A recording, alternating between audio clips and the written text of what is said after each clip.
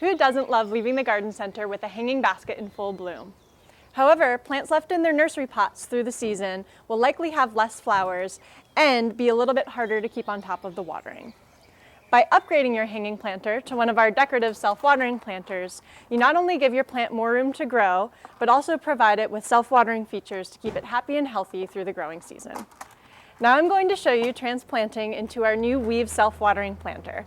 I picked this planter because I really like the woven wicker texture and it comes in a lot of nice colors.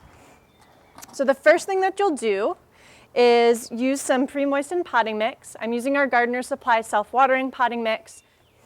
You'll then want to add in some of our organic flower fertilizer, and this is a slow-release granular fertilizer that'll keep your flowers blooming for another 6 to 8 weeks. And you'll want to use about a half cup for 1 20-quart bag of potting soil. And just kind of mix that in. The next step is to fill your self-watering container about 3/4 of the way full with soil.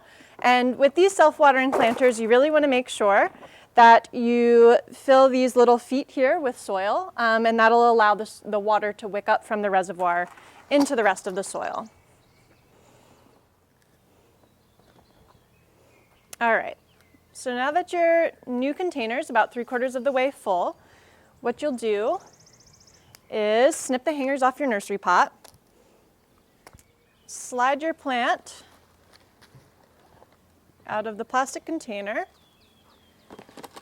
and then we're going to use this one to kind of create a depression in our new planter. And just kind of push this down into the soil and then backfill around the edges.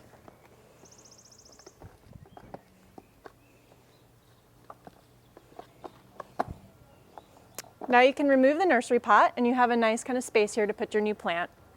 I actually like to hold on to these to save for transplanting up some of my seedlings or repotting houseplants. Another nice way to recycle these is bringing them back to garden centers. A lot of garden centers will accept them and recycle them from there. So the next thing you'll do is take your plant and just loosen up the roots a little bit here and then place it into the nice kind of hole that you've just created. And then I like to go back and kind of backfill in a little bit extra just to make sure you're having enough soil in there and that's making good contact with the roots. You'll just give the plant a little bit of a drink to make sure that the soil's nice and settled in there. Now your plant will have more room to spread its roots through the growing season and also some food to keep it going.